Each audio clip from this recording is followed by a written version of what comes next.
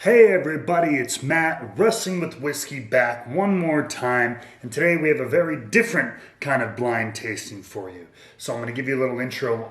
Normally I have to pick out the bottles that I do for the blind tasting. Maybe I have someone else pour them for me, or have my wife mix up the glasses after I pour them, so on and so forth. But I wanted today to be truly, truly blind.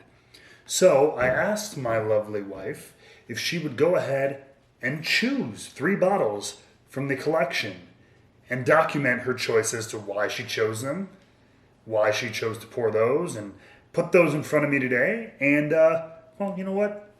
Let me let her explain it.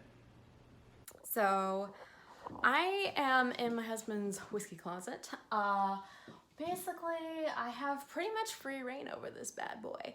So, I am going to pick a bottle that I actually have not seen before, which is this guy. I'm going to actually show you guys a better, let's see, it's Bombergers. Yeah, I can barely pronounce that, but I mean, I haven't seen him bring that home before, so we're gonna give that a go. And let's see. The one thing I do know about whiskey is that I really do enjoy some E.H. Taylor, which I'm trying to find, but actually cannot right now. I know he has some, unless we actually finish that bad boy off, which would not be unheard of for us. But another favorite of mine is actually some Balam Brothers. So I am going to get this bad boy out. Notter Bourbon, so by Blonde Brothers. So we're gonna do that guy, and then a final one. Let's see, I wanna make sure I put the bottles back, that way he doesn't get any clues as to what I am doing. Let's see, I kinda wanna throw him off. I wanna really kinda screw with him a little bit. So let's see. Wouldn't that be hilarious if I don't know, got like Fireball or something? I don't know what I'm talking about. Let's see if he can actually,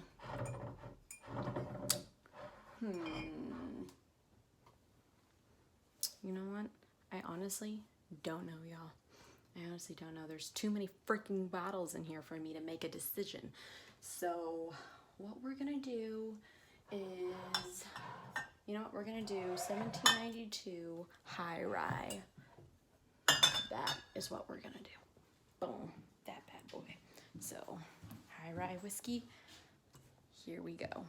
So as you guys can see, I'm gonna give you a better shot of all of the whiskeys that I chose. Got a 1792 High Rye. I got a Blonde Brothers Old Fashioned Notter Bourbon. Boom, there we go. And a Bombergers. Bombergers. So we're gonna go ahead and do that. If I'm mispronouncing it, I'm sorry. Like I said, know a lot of things about a lot of things, but whiskey and bourbon is just not one of them. So let's go ahead and pour these bad boys and mix them up. That way Matt has a fun blind tasting. So there you have it. That's how we got here today. So whatever she poured, we have green, we have pink, and we have orange.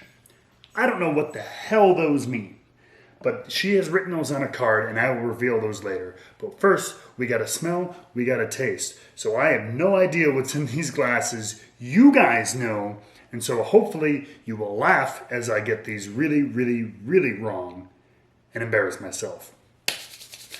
Let's go. Number 1, here we go. All right, green. Whatever the missus poured for green. Cheers to you, my friends, and to my lovely wife. Ooh, okay. Might have an early guess on this one, just because I just had it the other night. There's some deep char on there, some sweet cherries, almost like dark fruit though. Really think I know what this is. Can't wait to find out I'm wrong. Almost a banana underneath all that, but it still is almost a Luxardo cherry, which makes me think, going on a bold guess before I've even tasted it, that this is Old Forester 1910. I was just playing with it yesterday, having a little taste test with it, and I think my memory serves me correct. Let's take a little taste. There's a reason it was one of the most beloved new bourbons that came out last year, new whiskeys, and that it was so sought after. I really think that's the Old Forester 1910. It's got that char from the second barrel, the sweetness from being able to get more and more of the flavor out of that deeply, deeply charred barrel. Very dark fruit flavors. The finish isn't very long or lingering. The proof isn't super high, you can tell. So that 94 would make sense. But it's this nice warm, I think this is a great Christmas drink. This is a great winter holiday drink. It's just got that sweetness of almost nuts and cherries and everything like that. I think it fits very well. But let's move on. Number 2 here, we have the pink sticker. Let's find out what it is. Okay, this one is not obvious. This one is far, far less obvious. Okay, there's some almost like burnt banana on there. A little bit of char and baking spices. Okay, very traditional bourbon flavors. It's not finished, I don't think, for sure. Again, a banana-y caramel, but like burnt, but the burnt sugar is on a banana, almost as if you cooked it on the grill. I know that's a weird little note.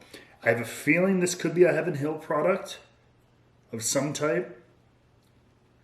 Or at least a Heaven Hill sourced product. I don't know.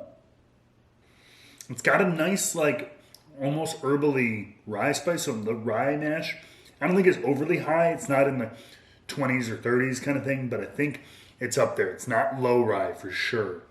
I got to stop saying things like for sure, because I don't know what this is. That I felt confident, not this. That's a nice, I'm going to guess Kentucky bourbon. Does not taste like our friends from Indiana. But, I don't know. Let's move on to numero 3.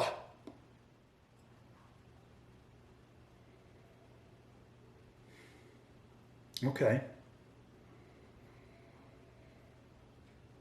Again, a pretty traditional bourbon nose, so I don't think it's finished and I don't think it's a rye. Some more leathery spice on the nose. A little more like subtle and not smoky, but like dusty. But I don't have any dusties, so I know it's not that. But just like musty almost. I have no idea what that is. It's a nice bourbon. It's a little bit more tingly. It's a longer finish than the other two. Going from like front all the way to the back, front of the tongue all the way to the back of the throat. I wish you guys could taste this because, I mean, you guys already know. You might be tasting along with me because you know what this is and I don't. Gosh, I do not know. That's really tough. I feel like whatever it is, I haven't had it in a while. Time to deliberate. So, after a little bit of consideration, this is tough. I feel confident about this. Sort of an idea about this. No real clue about this. I'm going to go on a limb, though. I'm guessing green is Old Forester 1910. I'm guessing, what's this, pink? I'm guessing pink. All I can say is I think it's probably a Heaven Hill source product. Or a Heaven Hill product of some type. I think it's a Heaven Hill produced bourbon. An orange here. I'm going to go out on a limb. I feel unconfident in this. I'm going to think it's a Buffalo Trace product. I couldn't even get more specific than that. Only one way to find out. Let's get that reveal.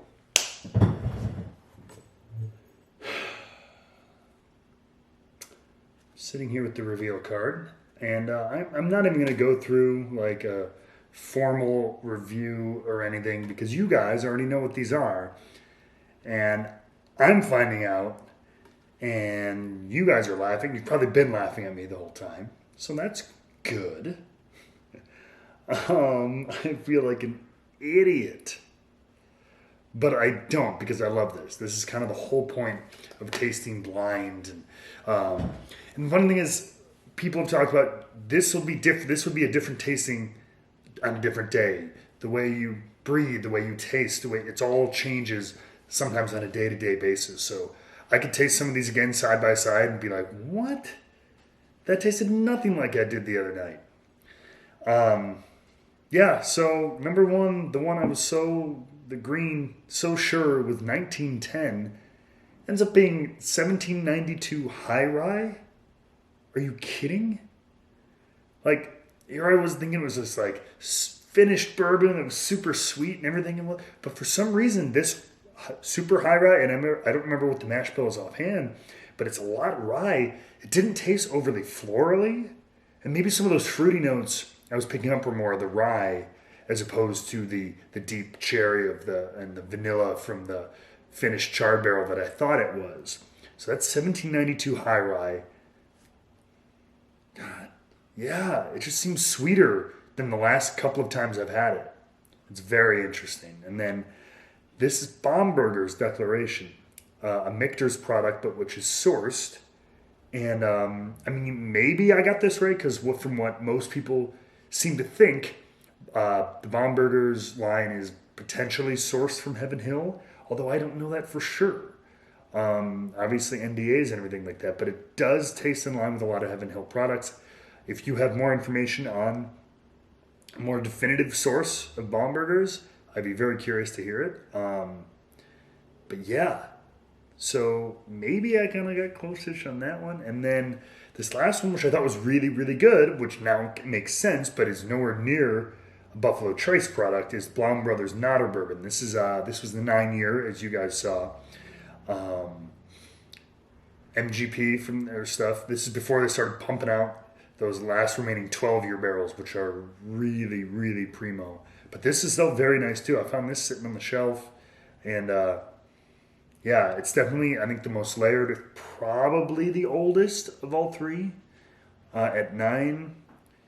I imagine all of these are kind of in that 6 to 8 year-ish range, kind of undefined, but this is very good. And so now the more layered and spicy and kind of nuanced aspects of this one I get. So that's what makes this fun. It's what makes it kind of humiliating. And I feel like a little bit of a fool. You guys are all bad people for laughing at me, and you should have said something. How? I don't know, but you should have protected me. But you'll get another chance again, I'm sure. Look out for your boy. And always, keep your open mind. Taste different things. Try to blind yourself. Have a loved one do it. And always, always, always be wrestling with whiskey. Boom!